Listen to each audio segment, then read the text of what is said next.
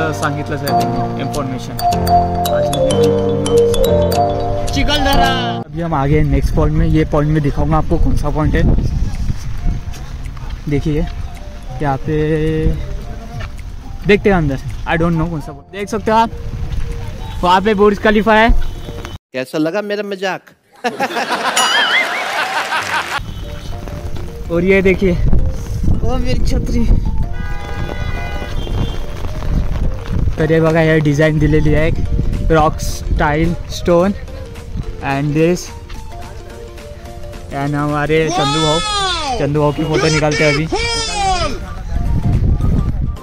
म्हणजे या प्रकारचा हा ब्रिज बनून झाला, म्हणजे आपल्या विश्वाचा तिसरा जो स्कायवॉक आहे तो आपल्या इंडियामधला हा पहिला 550 मीटरचा। काय पॉइंट, काय नाव आहे या जागेचं? Balance stone.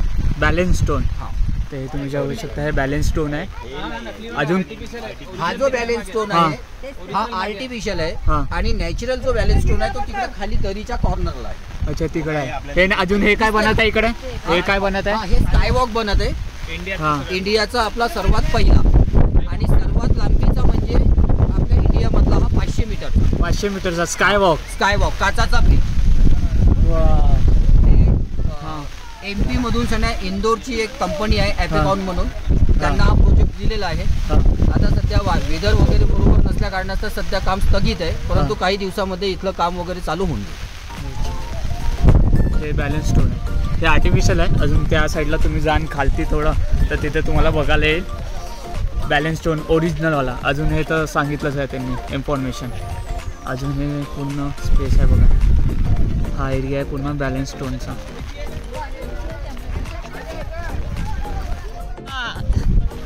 चिखलदरा खालच्या उठला चिखलदरा। हा स्पॉट दाखवून दिला मी, बॅलेन्स स्टोन पॉईंट, ठीक आहे हे बघा। तर झालं, हाही एक पॉईंट बघितला आम्ही अँड आम्ही आता निघत आहे इथून। मोस्ट ऑफ दी प्लेसेस तेवढे आहे चिखलदरामध्ये मी सर्व कवर केलेलं आहे। अजून आता बघूया अजून कोणता पॉईंट राहिला तर। शेवटचा आपला फॉरेस्ट गार्डन। अजून एक पॉईंट आहे, लास्ट पॉईंट आहे तो फॉरेस्ट गार्डन आहे।